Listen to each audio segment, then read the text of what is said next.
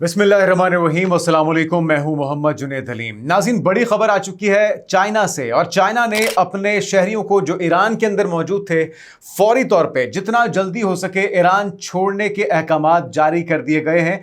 और जो फौरी तौर पे नहीं ऐसा कर सकता उसको ये हिदायत दी गई है कि वो सरकारी तनसीबात से, सरकारी इमारतों से दूर रहे, ख़ुद को महफूज जगह पे रखे और गैर ज़रूरी नकलो हरकत से ख़ुद को बाज रखे और जितना जल्दी हो सकता है वो ईरान को छोड़ दे। और ये कोई मामूली वार्निंग नहीं नाज़रीन, इससे पहले जो वार्निंग दी थी चाइना ने अपने शहरियों को, वो दी थी 27 फरवरी 2026 को। और ये जो वार्निंग थी ये हमले से 24 घंटे पहले थी। इससे पहले अगर माजी की अगर बात करें तो इसी तरह से इराक जंग से पहले चाइना ने अपने शहरियों को इराक छोड़ देने का कहा था, और इस वार्निंग के बाद इराक पर हमला हो गया। इसी तरह से अगर माजी की बात करें 2011 में लीबिया में भी चाइना ने इसी तरह की एक वार्निंग जारी की थी। उससे पहले 2015 में यमन पर हमले से पहले भी चाइना ने अपने शहरियों को यमन को छोड़ने का कहा था, और उसके फौरी बाद यमन पर हमला कर दिया गया था। तो एक पूरा ट्रैक रिकॉर्ड है, एक टाइमलाइन है, एक तारीख है। चाइना जब भी इस तरह की एडवाइजरी, इस तरह की वार्निंग्स अपने शहरियों के लिए जारी करता है तो वो हकायक पर होती हैं मबनी, और वो मुसद्दिका इतलात होती हैं। वो पैनिक में की गई खबर या वार्निंग नहीं होती। वो अपने शहरियों को बिला वजह या बग़ैर किसी ज़रूरत के इस तरह की वार्निंग्स जारी नहीं करता। लेकिन जब वो इस तरह की एडवाइजरी, इस तरह की वार्निंग्स जारी करता है तो इसका मतलब होता है उसे संजीदा लिया जाता है, और उसके शहरी उसे संजीदा लेते भी हैं। और उसके कुछ ही घंटों के बाद या कुछ ही दिनों के बाद आप उस मुल्क के ऊपर हमला होते हुए भी देखते हैं। तो ये जो वार्निंग है ये बहुत से मैसेजेस दे रही है, लेकिन ये जो वार्निंग है, ये कार्रवाई होगी, ये इस वजह से भी बहुत अहमियत की हामिल है कि ईरान और चाइना के दरमियान बहुत ही करीबी रवाबित हैं। और इसके ऊपर इल्ज़ाम भी लगता है चाइना के ऊपर कि ये सिर्फ सिविल मकासद के लिए नहीं है, ये तिजारत पर मबनी नहीं है, या इसमें सिर्फ और सिर्फ ट्रेड यकीनी नहीं बनाई जाती, बल्कि ये दोहरे मकासद के लिए हैं जिसके अंदर अस्करी जो ताबून है वो भी शामिल है। और इसी वजह से हमने देखा कि इस हालिया जंग के अंदर भी जो लोकेशंस थी इस खत्ते के अंदर अमरीकी अड्डों की, ये इल्ज़ाम लगाया जाता है चाइना के ऊपर कि ये लोकेशंस हमें ईरान को मुसलसल चाइना फराहम कर रहा था। और इसी वजह से इतनी एक्यूरेसी के साथ हमने देखा कि ना सिर्फ उनके अड्डों को निशाना बनाया गया, बल्कि F-35 का गिरना, F-15 का, F-16 का गिरना, 2 C-130s का गिरना, और बूट्स ऑन ग्राउंड को यकीनी ना बनाए देने में भी चाइना का एक अहम किरदार है। और चाइना 90% जो अपने तेल की ज़रूरत है वो ईरान से तेल ख़रीद के पूरी करता है। और इस वक्त आबना हुर्मुज़ बंद है तो एक बड़ा रखना डल चुका है, और पाकिस्तान की तरफ से अब यकीनी तौर पे जो कोशिश की जा रही है अपने पोर्ट्स को फराहम करते हुए, चाहे वो पोर्ट कासिम हो, चाहे वो ग्वादर पोर्ट हो, चाहे वो कराची पोर्ट हो, इन तमाम पोर्ट्स को दिया गया है 6 मजमूई तौर पे रास्ते दिए गए हैं ईरान को पाकिस्तान की तरफ से अपनी तिजारत को, अपने तेल को फ़रोख्त करने के लिए, आमदरफ्त को यकीनी बनाने के लिए। और इसमें यकीनी तौर पे चाइना, ईरान और पाकिस्तान के साथ साथ दीगर जो इस खत्ते के ममालिक हैं वो भी इससे फ़ायदा उठा सकते हैं। लेकिन मामला सिर्फ इस वार्निंग तक जुड़ा हुआ नहीं है। अगर ये हमला होता है तो उसमें चाइना का किरदार क्या होगा? चाइना अपने शहरियों को महफूज मकामात पे मुंतकिल करने के बाद फिर क्या बराह रास्त इस जंग का हिस्सा बनने जा रहा है? ये एक बड़ा सवाल है।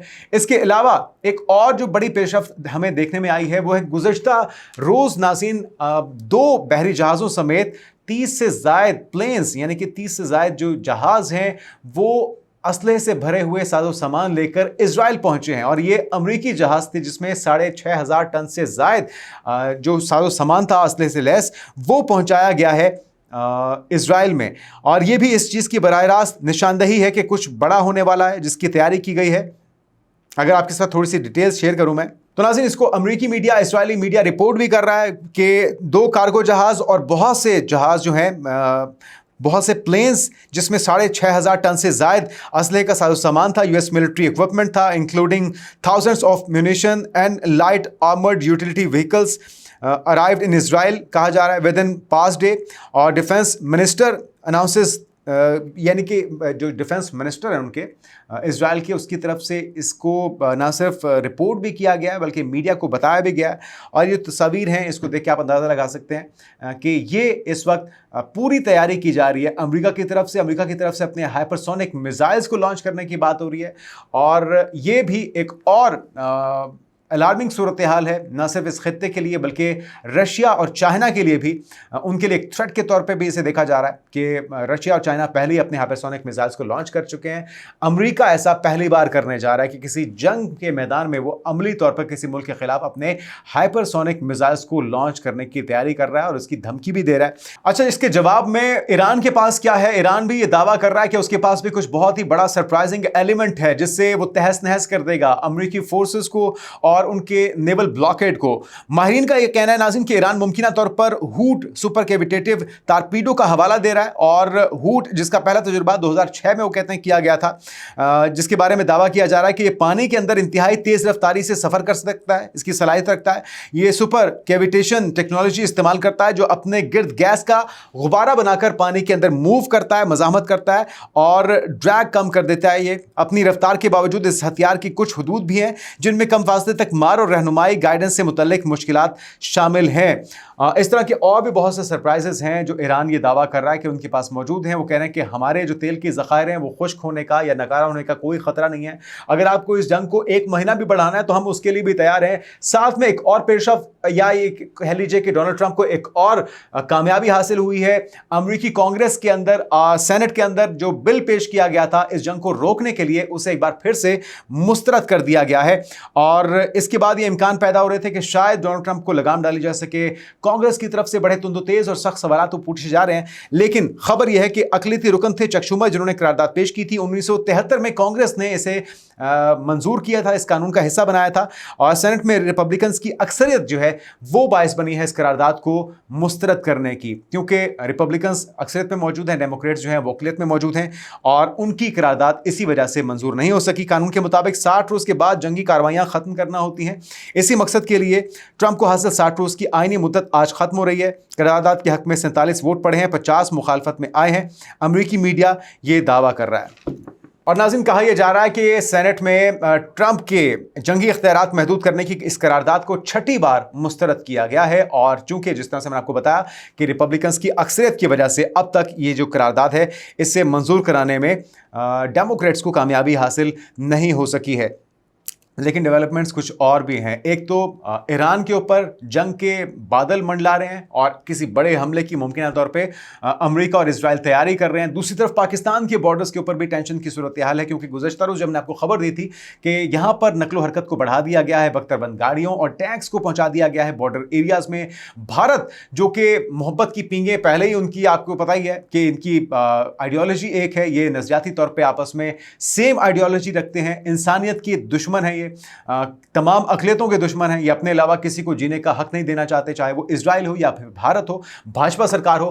تو پاکستان کو قابو کرنے کے لیے، کیونکہ پاکستان ہی وہ واحد ملک ہے دنیا میں جو کہ پوری دنیا کو اس تباہی سے بچانا چاہتا ہے اور اس کے لیے میڈیشن کا کردار ادا کر رہا تھا، اس پر یو اے ای کو بڑی تکلیف تھی، تو ان کا بھی اصل چہرہ ہم نے دیکھ لیا اس موقع پر کہ وہ کتنے پانی میں ہے یا کس کیمپ کا حصہ وہ بنے ہوئے ہیں۔ پاکستان کو قابو کرنے کے لیے کہ پاکستان کو اس بار کوشش نہ کرے ری انگیج کرنے کی امریکی قیادت کو، ڈونلڈ ٹرمپ کو یا ایرانی قیادت کو، پاکستان کو گھیرنے کے لیے، پاکستان کو انگیج کرنے کے لیے اب کوئی اور فالس فلیگ آپریشن ہو سکتا ہے، اور ساتھ میں بنگال کے اندر ہونے والے الیکشن بھی سر پر ہیں، اور آپریشن بنیاد المرصوص اور وہ آپریشن سندور جسے ہم نے آپریشن ودوا میں تبدیل کیا تھا اس کی اینیورسری بھی آ رہی ہے، اس کو 1 سال ہونے والا ہے، تو اس موقع پر ایک اور شرارت بھی ہو سکتی ہے، اور اس چیز کا بہرحال خدشہ موجود ہے۔ اسی وجہ سے جو بارڈر ایریاز میں نقل و حرکت ہے اس کو بڑھا دیا گیا ہے، اور کسی چھیڑ خانے کی ممکنہ طور پہ تیاری کی جا رہی ہے۔ ادھر سے ایک اور پیش رفت یہ ہے ناظرین کہ پاکستان کے جو شہری دبئی کے اندر یا یو اے ای کے اندر جاب کر رہے ہیں، مختلف اداروں کے اندر، مختلف کمپنیز کے اندر، مختلف آفیسز کے اندر، انہیں یہ کہا جا رہا ہے کہ اپنی نوکریوں سے نکالا جا رہا ہے اور انہیں 48 گھنٹے کے اندر اندر ملک چھوڑنے کے احکامات بھی جاری کیے جا رہے ہیں۔ تو یہ ایک اور الارمنگ صورتحال ہے۔ پاکستان کا ایک طویل بیک گراؤنڈ ہے، ایک تاریخ ہے یو اے ای کے ساتھ تعلقات کی، لیکن اسے پس پش ڈالتے ہوئے اور ہمارے ساتھ تو چلیں بعد کے تعلقات ہیں، ان کے سعودی عرب کے ساتھ بہت درینہ تعلقات ہیں اور ایک طویل عرصے تک یہ اپنے مخالفین کے ساتھ ایک ساتھ مل کر لڑتے رہے ہیں۔ ابھی اوپیک سے آج عملی طور پر یو اے نے خود کو الگ کر لیا ہے، اپنی پروڈکشن بڑھانا چاہتے ہیں۔ پروڈکشن آپ کیا بڑھائیں گے؟ دیگر روٹس تو تلاش کیے جا رہے ہیں۔ بھارت کو اوبلائج کرنے کے لیے، اسرائیل کو خوش کرنے کے لیے پاکستان سے انہوں نے $3.5 ارب جو قرضہ دیا ہوا تھا وہ بھی مانگ لیا ہے۔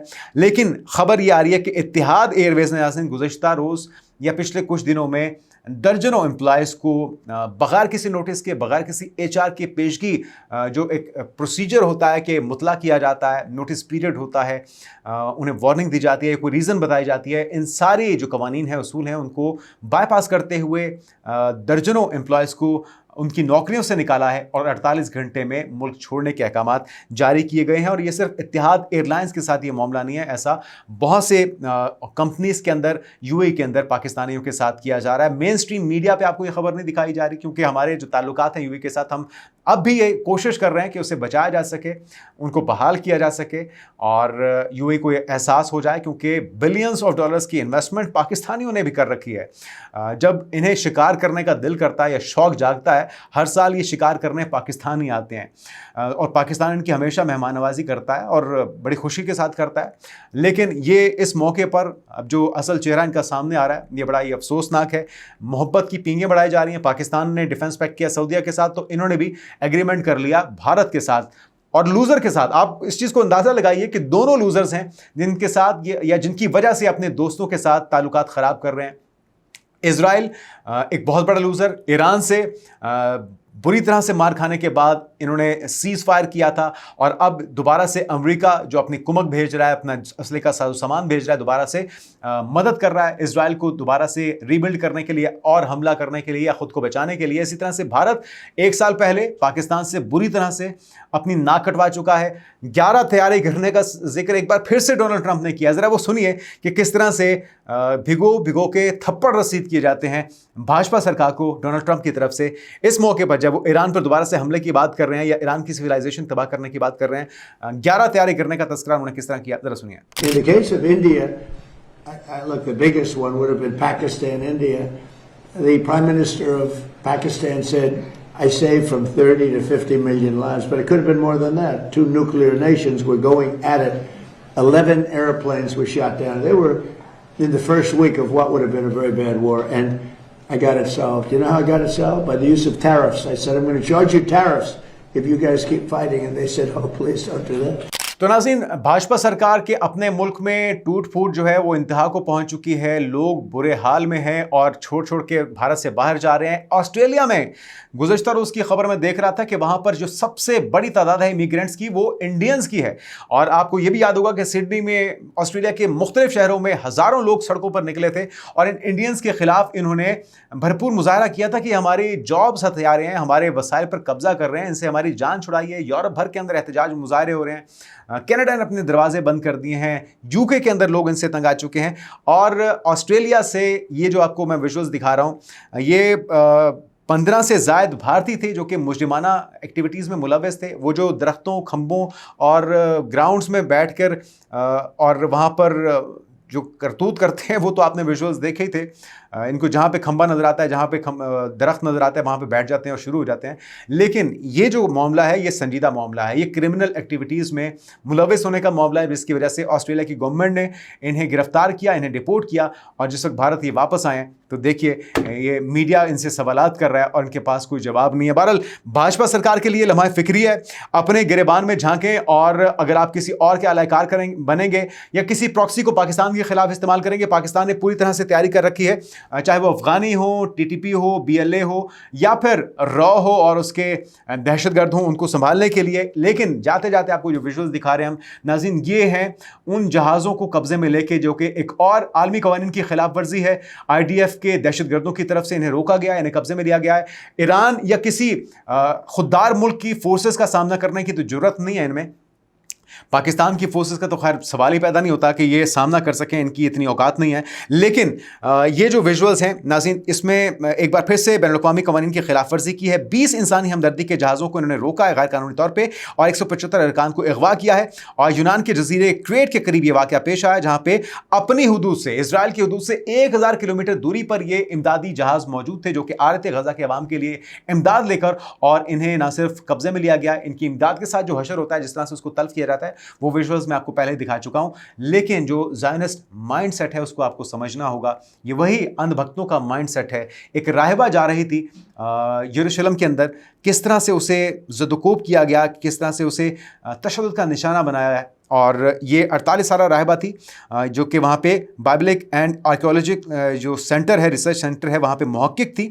और मंगल के रोज़ माउंट सियोन पर वाक़े सैनिकल के सामने ये हमला हुआ है, और ये मकाम मसीहों और यहूदियों दोनों के लिए मुक़द्दस है। और ये पहला वाक़या नहीं है, इस तरह के दर्जनों वाक़यात आए रोज़ पेश आते हैं। और जो मसीही बरादरी है उनको भी समझ आ चुकी है। अगर नहीं समझ में आ रही तो डोनाल्ड ट्रंप को नहीं आ रही, या तो वो ब्लैकमेल हो चुके हैं, या फिर जूइश लॉबी जो है वो इतनी स्ट्रॉन्ग है कि वो इस तरह के इक़दामात जो रोकने में अभी तक कामयाब नहीं हो रही। लेकिन बहरहाल कांग्रेस की तरफ से हम देख रहे हैं, अपोजिशन की तरफ से देख रहे हैं, अमरीकी अवाम की तरफ से देख रहे हैं, रिएक्शन बढ़ता जा रहा है और वक्त कम है। चाहे वो डोनाल्ड ट्रंप की बात की जाए, उसके पास भी, नेतन्याहू के पास भी, और नरेंद्र मोदी के पास भी। आने वाले दिनों की पेशकश से आपको आगाह करते रहेंगे। अपना ख्याल रखिएगा। अल्लाह हाफ़िज़।